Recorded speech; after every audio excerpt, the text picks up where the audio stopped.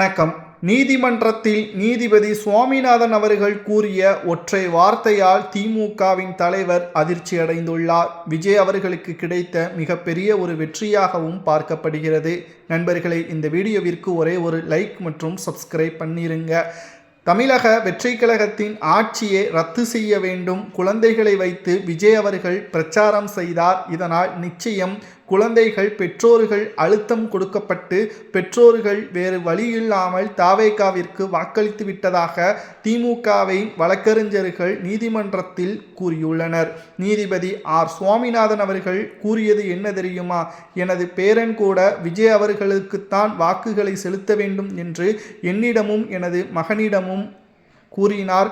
ஆனால் அதற்கான காரணத்தை நான் கேட்டபொழுது, கடந்த 50 ஆண்டுகளாக திமுக தான் ஆட்சியில் இருக்கிறது, ஒரு மாற்றம் தேவை, தமிழ்நாட்டில் நிலைமை எப்படி இருக்கிறது என்பதை வேறு ஒரு புதிய கட்சி தெரிந்து கொள்ள வேண்டும். ஆனால் அவர்களும் தவறு செய்தால் உடனடியாக அதற்கான மாற்றங்களை மக்கள் தேர்வு செய்வார்கள். ஆனால் 50 ஆண்டுகள் ஆன திமுக ஆட்சியில் இருந்தது போதும், ஒரு மாற்றம் தேவை, இளைஞர்களது மனதில் இருந்ததை என்னால் பார்க்க முடிந்தது என்று நீதிபதியே பேசியிருப்பது ஒட்டுமொத்தமாக திமுகவின் தலைவர் ஸ்டாலின் அவர்களுக்கு அதிர்ச்சியை அளித்துவிட்டது. இது அவரது தனிப்பட்ட கருத்துதான். ஆனால் நீதிமன்றம் இந்த வழக்கை தேதி குறிப்பிடாமல் ஒத்திவைத்துள்ளார். தமிழ்நாட்டில் மூத்த வழக்கறிஞர் எஸ் முரளிதரன் தாவேகாவின் ஒட்டுமொத்தமாக பெற்றோர்கள் குழந்தைகளை அறிவுரை கூறும் காலத்தில் இருக்கிறோம், என்ன செய்ய என்று கேள்விகளையும் கேட்க ஆரம்பித்து விட்டார். அதாவது ஸ்டாலின் அவர்களது வழக்கறிஞர், திமுகவை சார்ந்த வழக்கறிஞர் பெற்றோர்களுக்கு அழுத்தமும் அவர்களுக்கு தொந்தரவுகளையும் செய்துதான் வாக்குகளை செலுத்தக்கூடிய சூழலை குழந்தைகள் மூலமாக விஜய் அவர்கள் செய்துவிட்டதாக பல்வேறு குற்றச்சாட்டுகளை நீதிமன்றத்தில் முன்வைக்கப்பட்டது. ஆனால் இளைஞர்களும் குழந்தைகளும் தங்களுடைய வாக்குகளை யாருக்கு செலுத்த வேண்டும் என்பது 18 வயது பூர்த்தியானவர்கள் ஒவ்வொருவரது கடமைதான். அவர்களது தனிப்பட்ட அந்த கருத்தை யாராலும் தடுக்க முடியாது. குழந்தைகள் அடம்பிடித்ததாக கூறுகின்ற அவர்கள் ஏன் அவர்களது ஜனநாயக கடமையை அவர்கள் மறைமுகமாக விஜய் அவர்களுக்கு செலுத்த வேண்டும்? அவர்கள் குழந்தையிடம் அவர்களது விருப்பத்திற்கேற்ப சரி என்று கூறிவிட்டு அவர்களது எண்ணத்திற்கேற்ப பூத்களில் அவர்கள் யாரை தேர்வு செய்ய வேண்டும் என்று நினைக்கிறார்களோ அவர்களுக்கு தேர்வு செய்ய வேண்டியது தானே. குழந்தைகள் கூறியதை பெற்றோர்கள் அப்படியே கேட்டிருந்தால் பல மாற்றங்கள் தமிழ்நாட்டில் நடந்திருக்கும். ஆனால் இங்கு நடந்தது என்ன தெரியுமா? அனைவரும் மாற்றத்தை எதிர்நோக்கி காத்து கொண்டிருக்கிறார்கள். இப்புள்ள இளைஞர்கள் உதவி செய்ய வேண்டும் என்ற எண்ணம் 100% இளைஞர்களுக்கு, அதாவது ஜென்சி பசங்களுக்கு இருக்கிறது. ஆனால் எங்கே உதவி செய்தால் நம் மீது ஒட்டுமொத்தமான குற்றச்சாட்டுகளை முன்வைப்பார்களோ, தானாக முன்வந்து உதவி செய்தால் தன்னை ஏளனமாக பார்ப்பார்களோ என்ற குற்ற உணர்ச்சியும் அவர்களுக்கு இருக்கிறது. இதனால்தான் மறைமுகமாக அல்லது திரைக்கு பின்னால் அவர்களது செயல்பாடுகளை பற்றி யாரும் தொந்தரவு செய்ய முடியாது.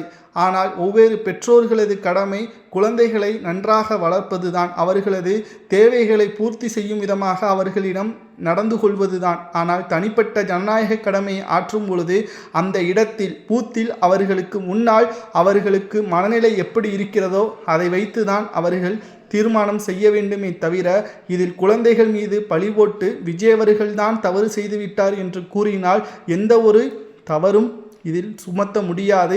நிச்சயம் திமுக ஆட்சி கவிழ்ந்தது உறுதிதான். தமிழ்நாட்டில் 5 ஆண்டுகள் நிச்சயம் கூட்டணிகள் ஆதரவுகள் இருந்தால் தொடரும். இதை வைத்து தாவேகாவின் ஆட்சியை கவிழ்த்து விடலாம் என்று நினைத்தால் அது ஒருபோதும் நடக்காது என்பதற்கேற்ப நீதிபதி சுவாமிநாதன் அவர்கள் கூறியது சமூக வலைதளங்களில் வைரலாக பரவி வருகிறது.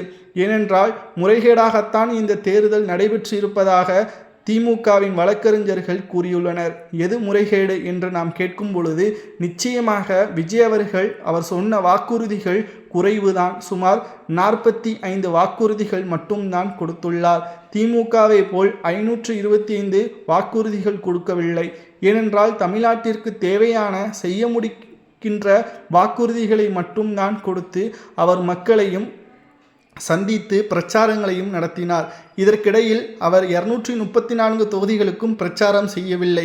அவர் செய்கின்ற பிரச்சாரங்கள் எல்லாம் குறிப்பிட்ட தொகுதிகளில் அவரால் முடிந்த அளவிற்கு பாதுகாப்புகள் வழங்கப்பட்ட இடங்களில் மட்டும்தான் பிரச்சாரங்கள் கொடுக்கப்பட்டது. அந்த இடத்தில் அவர் பிரச்சாரத்திற்கு அனுமதி பெற்று முறையாக பிரச்சாரம் செய்தாரை தவிர அவர் பிரச்சாரம் செய்து குழந்தைகளது மனதை மாற்றிவிட்டார் என்று கூறுவது எந்த ஒரு தவறான எண்ணத்தில் நீதிமன்றத்தை நாடுவது என்ன ஒரு கேள்வி என்பதையும் தற்பொழுது கேட்கக்கூடிய அளவிற்குத்தான் வைத்துள்ளது.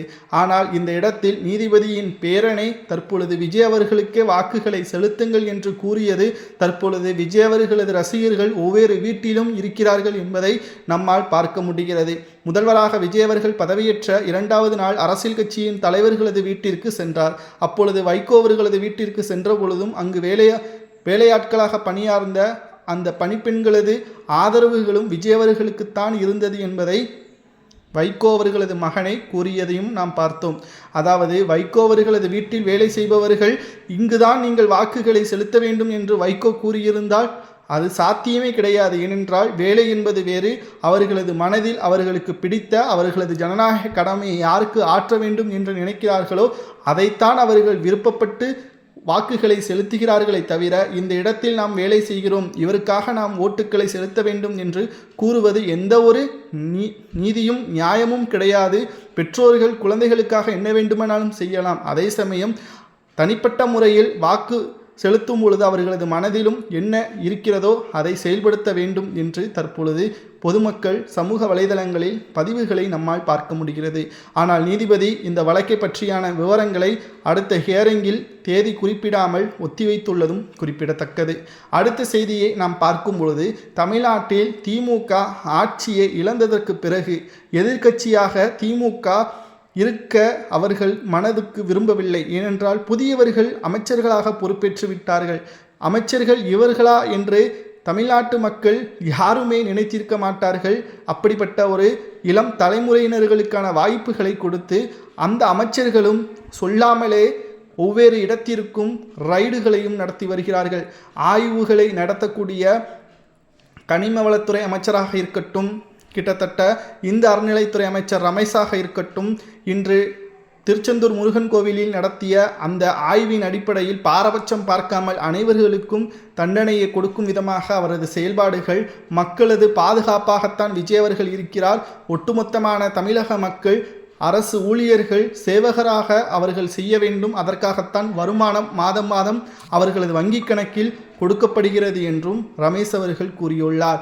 இதுதான் திமுகவின் மாஜி அமைச்சர்களுக்கு கவலை. இளம் தலைமுறையினர்கள் ஒட்டுமொத்த தமிழ்நாட்டையும் சுத்தம் செய்துவிட்டால் திமுக ஆட்சிக்கு வந்தால் எப்படி ஊழலை செய்ய முடியும் என்ற கவலையில் திமுக இருப்பதாக தகவல்கள் கிடைக்கப்பெற்றுள்ளது. நண்பர்களே, திமுகவின் ஆட்சி சிறப்பா, நீதிபதி ஆர் சுவாமிநாதன் அவர்கள் கூறுவது சரியா என்பதை கமெண்ட் வாயிலாக கூறுங்கள்.